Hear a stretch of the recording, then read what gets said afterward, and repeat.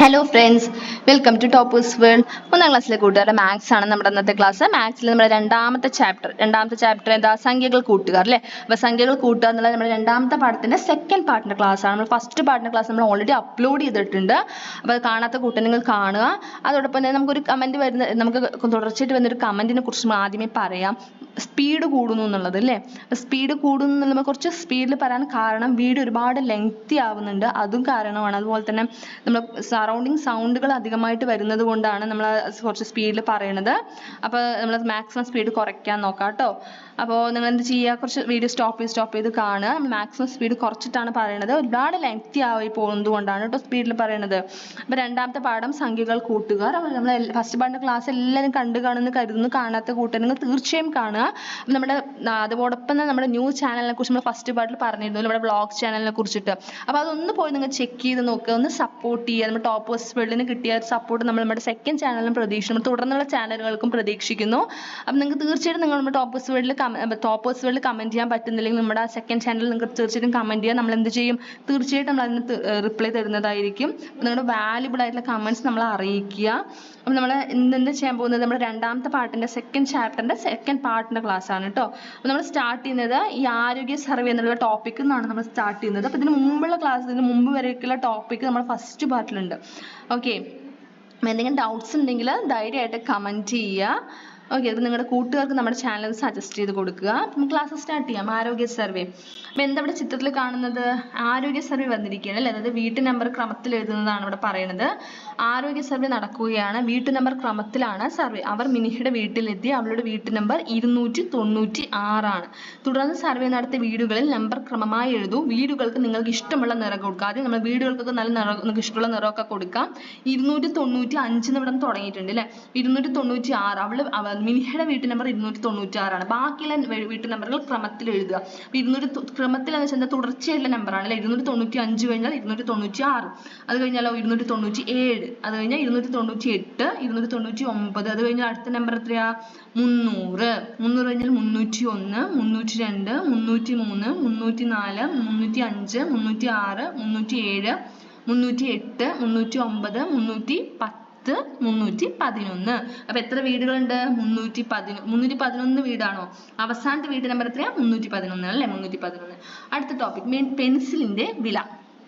അപ്പൊ ഈ നോട്ടുകളും ഈ കോയിൻസ്, നാണയങ്ങളൊക്കെ നിങ്ങൾ കണ്ടതല്ലേ അല്ലെ. കാണാത്തവരായിട്ട് ആരെങ്കിലും ഉണ്ടോ? ഇതിൽ നമ്മൾ സാധാരണ കാണുന്ന നോട്ടുകൾ നമ്മൾ റുപ്പീസ് ആണ് അല്ലെ. 100 രൂപ നോട്ട്, 20 രൂപ നോട്ട്, 50 രൂപ നോട്ട്, 10 രൂപ, 200 രൂപ, 500 രൂപ, 2 രൂപ, 5 രൂപ, 1 രൂപ നോട്ട്, 5 രൂപ, 2 രൂപ, 1 രൂപന്റെ നാണയങ്ങളുമാണ്. അപ്പൊ മിനിഹയുടെ അച്ഛന്റെ കമ്പനിയിൽ നിന്നും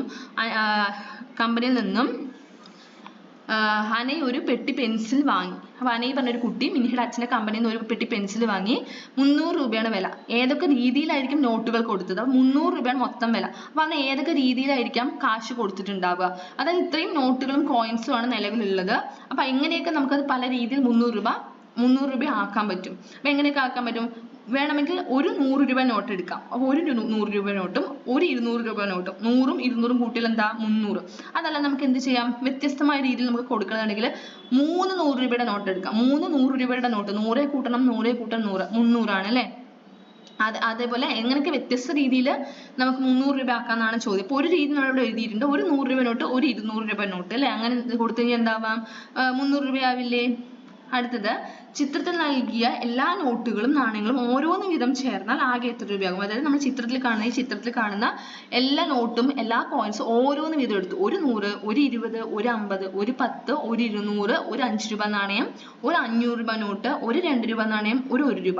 അങ്ങനെയാണ് മൊത്തം എത്ര രൂപ? അതാണ് നമ്മളിവിടെ എഴുതിയിരിക്കുന്നത്. 500 കൂട്ടണം, 200 കൂട്ടണം, 100 കൂട്ടണം, 50 കൂട്ടണം, 20 കൂട്ടണം, 10 കൂട്ടണം, 5 കൂട്ടണം, 2 കൂട്ടണം, 1. എത്ര രൂപ? ഉത്തരം എന്താ നോക്കൂ, നമ്മളിവിടെ എഴുതിയിട്ടുണ്ട്. എത്ര രൂപയാണ് വരിക? 888. ഇതിനെ നമ്മൾ എങ്ങനെയാണ് അബാക്കസിൽ വരയ്ക്കുന്നത് നോക്കാം.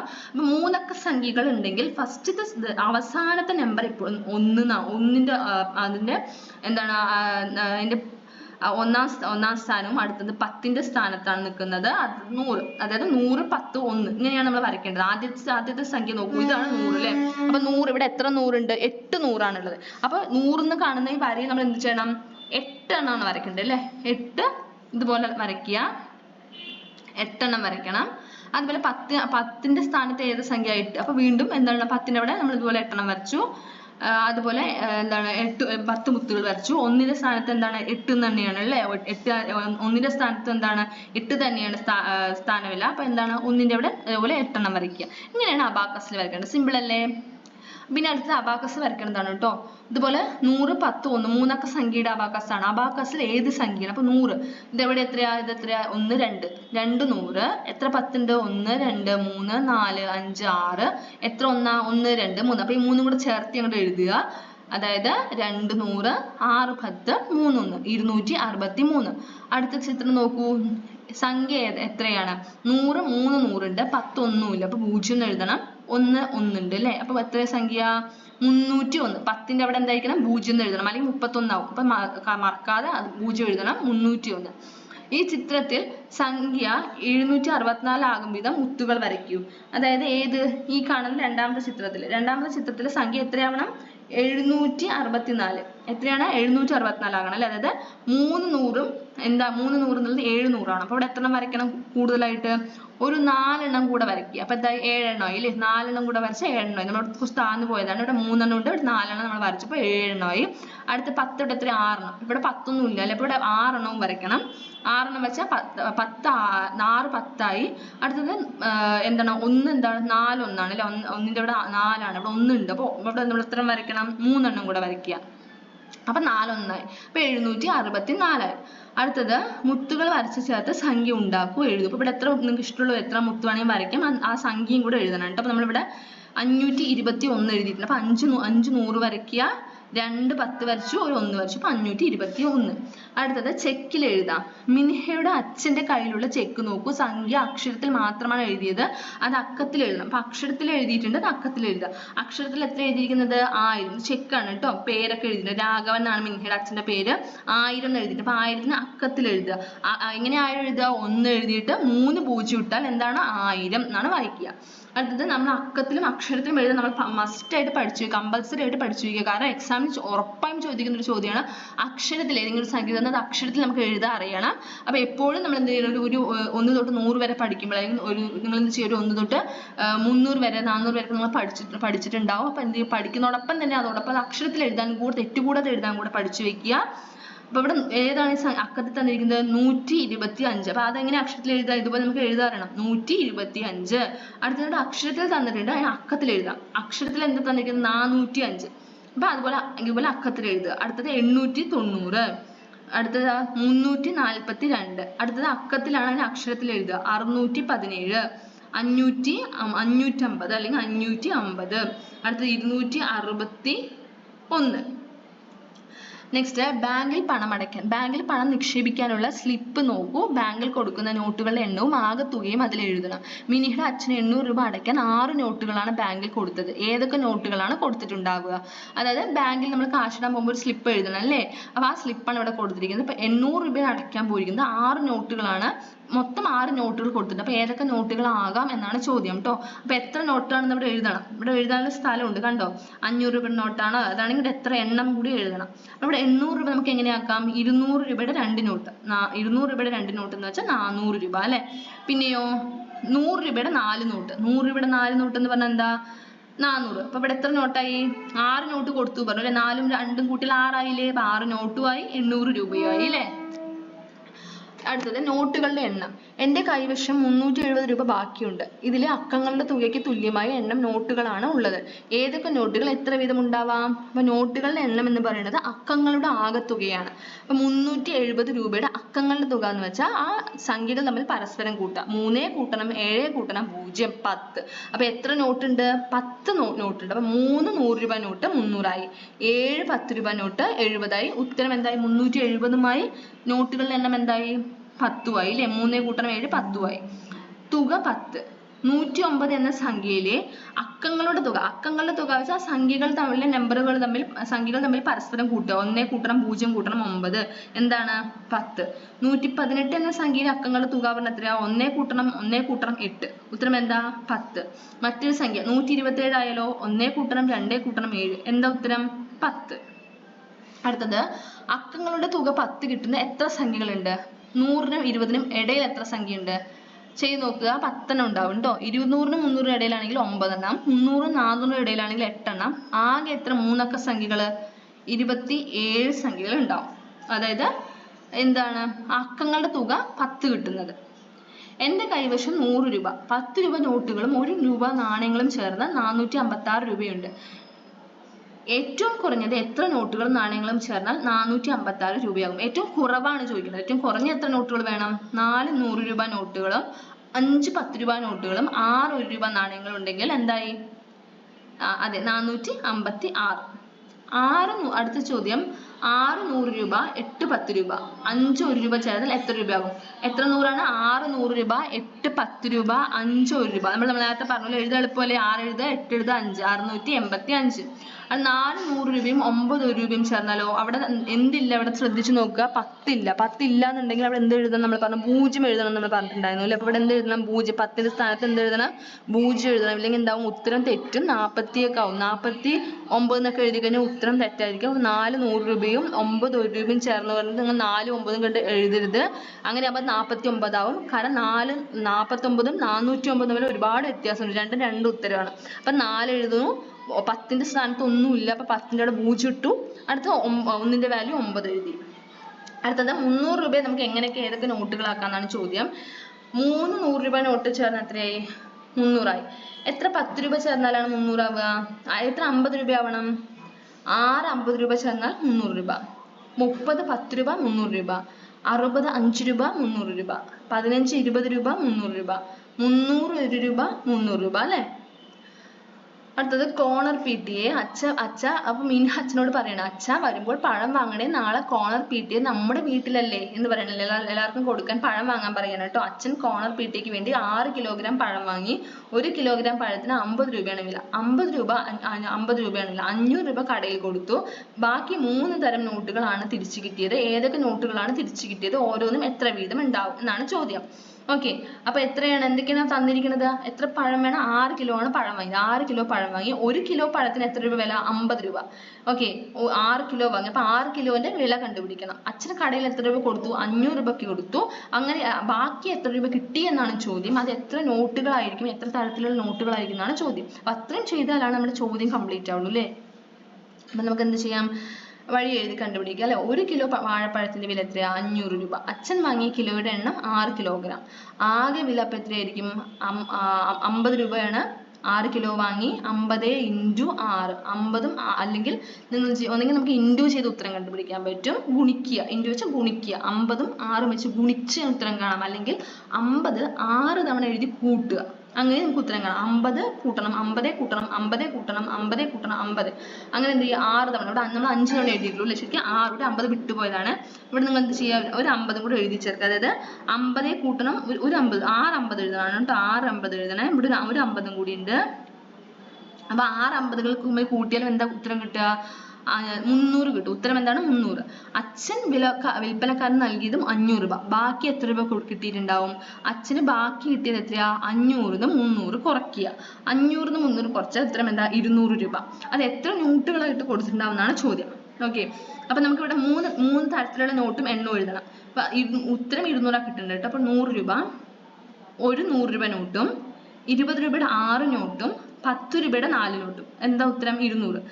തിരിച്ചു കിട്ടിയത് 4 തരം നോട്ട്. ഇപ്പൊ നമ്മുടെ 3 തരം നോട്ട്, 100 രൂപ 20 രൂപ 10 രൂപ. 4 തരം നോട്ടാണെങ്കിലോ 100 രൂപയുടെ 1, ഓക്കെ, 50 രൂപയുടെ 1ഉം 20 രൂപയുടെ 2ഉം 10 രൂപയുടെ 1ഉം 4 തരം നോട്ടുകളാക്കിയിട്ട് നമുക്ക് എന്ത് ചെയ്യാം? വേർതിരിക്കാൻ പറ്റും അല്ലേ? അടുത്തത് ഡ്രാഗൺ. അടുത്ത ചോദ്യം, മിനിഹയും കൂട്ടുകാരും പാർക്കിലെത്തി. ഇവിടെ ഒരു ഡ്രാഗൺ, നമുക്ക് അതിൽ കളിക്കാം. അങ്ങനെ ഒരു ഡ്രാഗണിൽ കളിക്കുകയാണ്. അപ്പൊ ഇവിടെ നോക്കൂ, നമ്പർ നോക്കൂ, 898 എന്നാണ് തുടങ്ങിയിരിക്കുന്നത് അല്ലെ? 898 899. അടുത്ത സംഖ്യ എത്രയായിരിക്കും? 900. 900 കഴിഞ്ഞാൽ 901. അടുത്ത 902 903 904 905 906 907 908 909 910 911 912 913 914 915 917 918 919. വായിക്കൂ, സംഖ്യകൾ എഴുതുന്നാണ് പറയുന്നത്. അപ്പൊ നമ്മുടെ എന്താ അക്ഷരത്തിൽ തന്നിട്ടുണ്ട്. അക്ഷരത്തിൽ തന്നാലും നമ്മൾ എന്താണ് അക്കത്തിൽ എഴുതാനാണ് പറയുന്നത്. 899 എന്നാണ്. അപ്പൊ എങ്ങനെ നമുക്ക് എഴുതാം? 899. 900 എന്ന് എഴുതിയിട്ടുണ്ട്. 900 അക്കം എഴുതുക. അടുത്തത് 901, 990, 995, 998. കണ്ടില്ലേ? അപ്പൊ നമ്മള് എന്താണ്, നമുക്ക് ഏകദേശം 1000 വരെ നമ്മൾ എന്ത് ചെയ്യണം, നിങ്ങൾക്കത് ഒരു എന്താണ് ഒരു 1 തൊട്ട് 100 വരെ നമ്മൾ എഴുതാൻ തീർച്ചയായിട്ടും നമ്മൾ പഠിച്ചു വെക്കണം. അതായത് അക്ഷരത്തിൽ എഴുതാൻ. അത് കഴിഞ്ഞാൽ ഒരു 100 തൊട്ട് 200 വരെയൊക്കെ അക്ഷരത്തെറ്റില്ലാണ്ട് മാക്സിമം എഴുതി നോക്കുക. അതിനുശേഷം ബാക്കിയുള്ളതൊക്കെ നമുക്ക് ഓട്ടോമാറ്റിക് അധികം തെറ്റ് വരാണ്ട് നമുക്ക് എന്ത് ചെയ്യാൻ പറ്റും, എഴുതാൻ പറ്റും. 200 വരെ നമ്മൾ നന്നായിട്ട് അക്ഷരത്തിൽ എഴുതാൻ പഠിച്ചിട്ടുണ്ടെങ്കിൽ അതിനുശേഷം നമുക്ക് 201, 202 എന്നൊക്കെ ചേർത്ത് എഴുതാൻ വളരെ എളുപ്പത്തിൽ കിട്ടും. അപ്പൊ എന്ത് ചെയ്യുക, എഴുതി തന്നെ നോക്കുക. ഒരു ബുക്ക് എടുക്കുക, പെന്നോ പെൻസിലോ എടുത്ത് എന്ത് ചെയ്യുക, 1 തൊട്ട് 1000 വരെയുള്ള സംഖ്യകൾ അക്കത്തിലും അക്ഷരത്തിലും എഴുതി പഠിക്കുക കേട്ടോ. അക്കത്തിലും അക്ഷരത്തിലും എഴുതുക. എന്തെങ്കിലുമൊക്കെ സംശയമൊക്കെ വരികയാണെങ്കിൽ നിങ്ങൾക്ക് അങ്ങനത്തെ ക്ലാസ് എന്തെങ്കിലും വേണമെന്നുണ്ടെങ്കിൽ സജസ്റ്റ് ചെയ്താൽ മതി. നമ്മൾ എന്ത് ചെയ്യും, തീർച്ചയായും ചെയ്യുന്നതായിരിക്കും. അടുത്ത ടോപ്പിക് സഹോദരന്റെ സമ്മാനം. മിൻഹയ്ക്ക് ചേട്ടൻ ഒരു സമ്മാനം കൊടുത്തു. കേരളത്തിൽ നദികൾ അടയാളപ്പെടുത്തിയ ചിത്രം. അവൾക്ക് സമ്മാനം വളരെ ഇഷ്ടപ്പെട്ടു. കേരളത്തിലെ ചില നദികളുടെ പേരും അവയുടെ നീളവും അവർ പട്ടികയിൽ എഴുതി. നിങ്ങൾ എഴുതി നോക്കൂ. ചുവടെയുള്ള ചോദ്യങ്ങൾക്ക് ഉത്തരം എഴുതും. അപ്പൊ നിങ്ങൾക്ക് അറിയാലോ കേരളത്തിൽ ഒരുപാട് നദികളുണ്ട് അല്ലേ? അപ്പൊ കേരളത്തിൽ എത്ര നദികളാണ് ഉള്ളത് നിങ്ങൾക്ക് അറിയോ? ഉത്തരം അറിയാം അല്ലേ? അപ്പൊ ഒന്ന് കമന്റ് ചെയ്തേ. ഇപ്പൊ എത്ര നദികളാണ് നമ്മുടെ കേരളത്തിലുള്ളതെന്ന് ഒന്ന് കമന്റ് ചെയ്യൂ. നിങ്ങളുടെ നാട്ടിലുള്ള നദീന്റെ പേരും കൂടെ ഒന്ന് കമന്റ് ചെയ്യുക കേട്ടോ. അപ്പോ ഇവിടെ എന്താ ചെയ്യുന്ന, ഇവിടെ മിൻഹയ്ക്ക് ചേട്ടൻ എന്താ സമ്മാനം കൊടുത്തിരിക്കുന്നത്? കേരളത്തിലെ നദികൾ അടയാളപ്പെടുത്തിയ ചിത്രം അല്ലേ? അപ്പൊ നദിയുടെ പേരും ആ നദിയുടെ നീളവും കൊടുത്തിട്ടുണ്ട്. നദിയുടെ പേര് വായിക്കാം. മഞ്ചേശ്വരം പുഴ 16 കിലോമീറ്റർ, വളപട്ടണം പുഴ 110, ചാലിയാർ 169, ഭാരതപ്പുഴ 209, പെരിയാർ 244, പമ്പയാർ 176, അച്ചൻകോവിലാർ 128, നെയ്യാർ 56, കല്ലടയാർ 121. ഇതിലെ ഏറ്റവും നീളം കുറഞ്ഞ നദി പറഞ്ഞാൽ എന്താ? ഏറ്റവും ചെറുത്, നമുക്ക് വായിക്കുമ്പോൾ തന്നെ സംഖ്യ ഏറ്റവും ചെറുത് ഏതാ? അതാണ് നീളം കുറഞ്ഞ നദി. അപ്പൊ ഏറ്റവും നീളം കുറഞ്ഞ നദി ഏതായിരിക്കും? മഞ്ചേശ്വരം പുഴയാണോ? നീളം കുറഞ്ഞതല്ല. ഫസ്റ്റ് ചോദ്യം നീളം കൂടിയ നദി അല്ല. നീളം കൂടിയ ഏറ്റവും വലിയ സംഖ്യ ഏതാ? 209 ഉണ്ട്, 244 ഉണ്ട്. ഏതാ വലുത്? 244. പെരിയാർ. ഏറ്റവും നീളം കുറഞ്ഞ നദി ഏതാ? ഏറ്റവും ചെറിയ സംഖ്യ 16 ആണ് അല്ലെ? മഞ്ചേശ്വരം പുഴ. ചാലിയാറിനേക്കാൾ നീളം കൂടിയ എത്ര നദികളാണ് പട്ടികയിലുള്ളത്? നീളത്തിനനുസരിച്ച് വലുതിൽ നിന്ന് ചെറുതിലേക്ക് എഴുതും. അതായത് ചാലിയാർ 169. അപ്പൊ ചാലിയാറിനേക്കാൾ നീളം കൂടിയത് ഏതൊക്കെയുള്ളത്? പെരിയാറ്, ഭാരതപ്പുഴ, പമ്പയാർ. വലുതിന്ന് ചെറുതിലേക്കാണ് എഴുതേണ്ടത് അല്ലേ? അതായത് ആദ്യം ഏറ്റവും വലുത് പെരിയാർ, അത് കഴിഞ്ഞ ഭാരതപ്പുഴ, അത് കഴിഞ്ഞ പമ്പയാർ. അപ്പൊ ഇത്രയാണ് നമ്മുടെ ചാപ്റ്റർ കംപ്ലീറ്റ് ആയിരിക്കും. നമ്മൾ ലാസ്റ്റ് പേജിലെ വിലയിരുത്തൽ പ്രവർത്തനങ്ങളാണ് ഇനി ചെയ്യാൻ പോകുന്നത്. അപ്പൊ എല്ലാ കൂട്ടരും ക്ലാസ് ഇഷ്ടമായില്ലേ? ക്ലാസ് ഇഷ്ടമായാൽ തീർച്ചയായിട്ടും ലൈക്ക് ചെയ്യുക, നിങ്ങളുടെ കൂട്ടുകാർക്ക് നമ്മൾ സജസ്റ്റ് ചെയ്യുക. അതോടൊപ്പം നമ്മുടെ സെക്കൻഡ് ചാനലിനെ കുറിച്ച് ആരും മറക്കരുത് കേട്ടോ. നമ്മളത് വീണ്ടും പറഞ്ഞത് വേറൊന്നും കൊണ്ടല്ല, നമ്മുടെ സെക്കൻഡ് ചാനലിൽ കൂടെ ഒന്ന് സപ്പോർട്ട് ചെയ്യുക, ഒന്ന് സബ്സ്ക്രൈബ് ചെയ്യുക. നിങ്ങളുടെ വാല്യുബിൾ ആയിട്ടുള്ള ഒരു സപ്പോർട്ട് നമ്മൾ പ്രതീക്ഷിക്കുന്നു. അപ്പൊ അതൊന്ന് സബ്സ്ക്രൈബ് ചെയ്യുക, അതുപോലെ അതൊന്ന് എന്ത് ചെയ്യുക, ഷെയർ ചെയ്ത് കൊടുക്കുക. അപ്പൊ നമ്മുടെ വിലയിരുത്തൽ പ്രവർത്തനങ്ങൾ നമുക്ക് നോക്കാം. ഒന്നാമത്തെ ചോദ്യം പാറ്റേൺ പൂർത്തിയാക്കുന്നതാണ്. സംഖ്യാ പാറ്റേൺ ആണ് അല്ലേ? സംഖ്യാ പാറ്റേൺ 11, 22, 33, 44. അടുത്തെന്തായിരിക്കും വരിക? വേഗം പറയൂ. അടുത്തെന്താ വരിക? 55, 66. അടുത്ത 150, 250. 100 വെച്ച് കൂട്ടുക. 150 കൂട്ടണം 100, 250. 250 കൂട്ടണം 100, 350. 350 കൂട്ടണം 100, എത്രയാ? 450, 550. അടുത്തത് 100, 101. അടുത്തത് 100ന്റെ കൂടെ 1 കൂട്ടി, ആദ്യം 101. അതിനുശേഷം അതിന്റെ കൂടെ 2 കൂട്ടി, അപ്പൊ 103. അതിന് കൂടെ 3 കൂട്ടി, 106. അപ്പൊ ഈ അടുത്ത് 4 കൂട്ടിയാൽ 104 അല്ലേ? അടുത്തത് കൂട്ടേണ്ടത് നമ്മൾ വീണ്ടും 3 കൂട്ടി. ഇവിടെ നമുക്ക് 1 കൂട്ടി, ഇവിടെ 101. അടുത്തത് ഇതിന്റെ കൂടെ എത്ര കൂട്ടി? 2 എണ്ണം കൂട്ടി. ഇവിടെ 3 എണ്ണം കൂട്ടി. അപ്പൊ ഇവിടെ 4 എണ്ണം കൂട്ടി. അപ്പൊ ഇവിടെ ചെറിയൊരു മിസ്റ്റേക്ക് ഉണ്ട്. 106ന്റെ കൂടെ 4 കൂട്ടിയാൽ 110 വരും കേട്ടോ. 110. ഇത് ഈ 9 മാറ്റിയിട്ട് 110 എഴുതുക. 110. അടുത്തവിടെ 5 കൂട്ടണം. അപ്പൊ ഇവിടെ എന്ത് വരും? 115 എന്ന് വരും. 115. ഓക്കെ. അടുത്തത് 990, 980, 970. കുറഞ്ഞ വരും. 10 കുറച്ച് വരികയാണ്. അപ്പൊ അടുത്ത് എന്ത് വരും? 960, 950. അടുത്ത എന്റെ വക പറഞ്ഞ കുറച്ച് ഇവിടെ എഴുതാനുണ്ട്. നമുക്ക് ഇതുപോലെ കുറച്ച് പാറ്റേൺ എഴുതി. പാറ്റേൺ എഴുതുന്നത് വളരെ ഇമ്പോർട്ടന്റ് ആണ്. പഠിച്ചു വയ്ക്കുക. എക്സാമിന് ഉറപ്പായും ചോദിക്കുന്നത് പാറ്റേൺ. നമ്മൾ ഗണിത എക്സാമിന് ഉറപ്പായും ചോദിക്കും. പാറ്റേൺ കംപ്ലീറ്റ് ചെയ്യുന്ന ഒരു ചോദ്യം വരും. അപ്പൊ പാറ്റേൺ എഴുതാൻ തീർച്ചയായിട്ടും പഠിച്ചു വെക്കുക കേട്ടോ. സ്വന്തമായിട്ട് നമുക്ക് ഒരു പാറ്റേൺ ഉണ്ടാക്കി എഴുതാനും കൂടെ വരും. എക്സാമിന് ഒന്നും കിട്ടുന്നില്ലെങ്കിൽ, പാറ്റേൺ എഴുതാൻ ഒന്നും അറിയില്ല എന്നുണ്ടെങ്കിൽ നിങ്ങൾ എന്ത് ചെയ്യുക? ഇതുപോലെ 10, 20, 30, 40 എഴുതിയ ഒരു പാറ്റേൺ ആണ്. 100, 200, 300, 400 എന്ന് എഴുതുന്നത് ഒരു പാറ്റേൺ ആണ്. അങ്ങനെ സിമ്പിൾ ആയിട്ടുള്ള പാറ്റേൺ പഠിച്ചു വെക്കുക. എക്സാം ചോദിക്കും. ഇവിടെ നമ്മൾ എഴുതിയിരിക്കുന്ന പാറ്റേൺ നോക്കുമ്പോൾ വളരെ സിമ്പിൾ ആയിട്ടുള്ള പാറ്റേൺസ് ആണ്. 111, 222, 333, 444, 101, 202, 303, 404, 15, 25, 35, 45, 900, 800 700 600 ഇത് വളരെ സിമ്പിൾ ആയിട്ടുള്ള പാറ്റേൺ ആണ് അല്ലേ. അടുത്ത ചോദ്യം ഞാൻ ആരെന്ന് പറയാമോ? ഒരു സംഖ്യയാണ് കേട്ടോ, രണ്ടക്ക സംഖ്യയാണ്, 80ൽ കൂടുതലാണ് സംഖ്യ, ഒന്നുകളുടെ സ്ഥാനത്ത് അക്കം 10കളുടെ സ്ഥാനത്ത് അക്കത്തേക്കാൾ 1 കൂടുതലാണ്. ഉത്തരം എന്താ? 89. അടുത്തത് മൂന്നക്ക സംഖ്യയാണ്, അക്കങ്ങളുടെ തുക 15 ആണ്. അക്കങ്ങളുടെ തുക എങ്ങനെ കണ്ടെത്താൻ നമ്മൾ പറഞ്ഞില്ലേ, സംഖ്യകൾ തമ്മിൽ പരസ്പരം കൂട്ടുക. ഒന്നുകളുടെ സ്ഥാനത്ത് അക്കത്തെക്കാളും 8 കുറവാണ് 100ാം സ്ഥാനത്തെ അക്കം. എത്രയാണ്? 159. 9 നോക്കൂ, 9േക്കാൾ 8 കുറവല്ലേ 1. ഇതുപോലെ ഒരു ചോദ്യം നിങ്ങളും നോട്ട്ബുക്കിൽ എഴുതൂ. ഇതുപോലെ ഒരു ചോദ്യം ഞാൻ ആരെന്നുള്ള ചോദ്യം നിങ്ങളും കൂടെ ഒരു ചോദ്യം ഉണ്ടാക്കി ഉത്തരം കൂടെ എഴുതുക നോട്ട്ബുക്കിൽ. അടുത്ത മൂന്നാമത്തെ ചോദ്യം സ്കൂൾ സ്റ്റോറിലേക്ക് 950 പെൻസിലുകൾ വേണം. മിൻഹ 7 പെട്ടി പെൻസിലുകളും 6 പാക്കറ്റ് പെൻസിലുകളും കൊടുത്തു. ഒരു പെട്ടിയിൽ 100 പെൻസിലുകളും ഒരു പാക്കറ്റിൽ 10 പെൻസിലുകളുമാണ് ഉള്ളത്. ഇനി എത്ര പെൻസിലുകൾ കൂടി കൊടുത്താൽ 950 ആകും? എങ്ങനെ ചെയ്യാം? 7 പെട്ടികളിൽ 100 × 7 100 7കൾ ചേർന്നാൽ 700 പെൻസിലുകൾ. 6 പാക്കറ്റിൽ പറഞ്ഞാൽ 6 പാക്കറ്റിൽ 10 പെൻസിൽ വെച്ച് 6 പാക്കറ്റ് 60 പെൻസിലുകൾ. അപ്പൊ ആകെ പെൻസിൽ എത്രയായി? 700 കൂട്ടണം 60 760 പെൻസിലുകൾ. അപ്പൊ അവൾ തിരികെ നൽകിയ അപ്പൊ എത്ര കൂടുതൽ പെൻസിൽ തിരികെ നൽകണം? എത്ര വേണം? 950 760 കുറയ്ക്കുക. എത്രയാണ് ഉത്തരം? 0 ന്ന് 0 കുറച്ച 0, 5 ന്ന് 6 കുറയ്ക്കാൻ പറ്റില്ല, കടം വാങ്ങണം. അപ്പൊ 15 ന്ന് 6 കുറയ്ക്കുക 9, 8 ന്ന് 7 കുറച്ചാൽ 1, 190 പെൻസിലുകൾ അല്ലേ. അപ്പൊ 950 പെൻസിലുകൾ പെട്ടിയിലും പാക്കറ്റിലുമായാണ് കൊടുത്തതെങ്കിൽ പെട്ടികളുടെ എണ്ണം എത്രയാ? എത്ര പെട്ടികൾ? 9 പെട്ടി വേണം. പാക്കറ്റുകൾ 10 വീതം അല്ലെ, അപ്പൊ 5 പാക്കറ്റുകളും വേണം അല്ലേ. അടുത്ത 4 വിട്ടുപോയ കളങ്ങൾ പൂർത്തിയാക്കുക. അതുപോലെ നമ്മൾ എന്തൊരു പാറ്റേൺ ആണ് ഇവിടെ കംപ്ലീറ്റ് ചെയ്യാൻ പറയുന്നത്. അഗൈൻ ഒരു പാറ്റേൺ ആണ്. 301 401 501. അപ്പൊ അടുത്ത എന്തായിരിക്കും വലിയ സംഖ്യ? 601. അത് കഴിഞ്ഞാൽ 701. അടുത്തത് 200 999 299 399 499. അടുത്തത് 599 699. മൂന്നാമത്തെ 300 400 500. അടുത്ത എന്താ വരിക? 600 700. കഴിഞ്ഞു അല്ലേ. ഇത്രയേ ഉള്ളൂ. ആ സംഖ്യ പാറ്റേൺ എഴുതാൻ പഠിക്കുമ്പോൾ ഇവിടെ ഈ ചാപ്റ്റർ പഠിക്കുമ്പോൾ എന്തൊക്കെ ഇമ്പോർട്ടൻ്റ് ആയിട്ട് പഠിക്കണം? 1 തൊട്ട് 1000 വരെയുള്ള അക്കങ്ങൾ എഴുതാൻ അറിയണം, അക്ഷരത്തിൽ എഴുതാൻ അറിയണം തെറ്റുകൂടാണ്ട്. അതോടൊപ്പം തന്നെ പാറ്റേൺ ഫില്ല് ചെയ്യാൻ നമുക്ക് സംഖ്യ പാറ്റേൺ എഴുതാൻ അറിയണം കേട്ടോ. അപ്പം എല്ലാ കൂട്ടർക്കും ക്ലാസ് ഇഷ്ടമായി കാണുമെന്ന് കരുതുന്നു.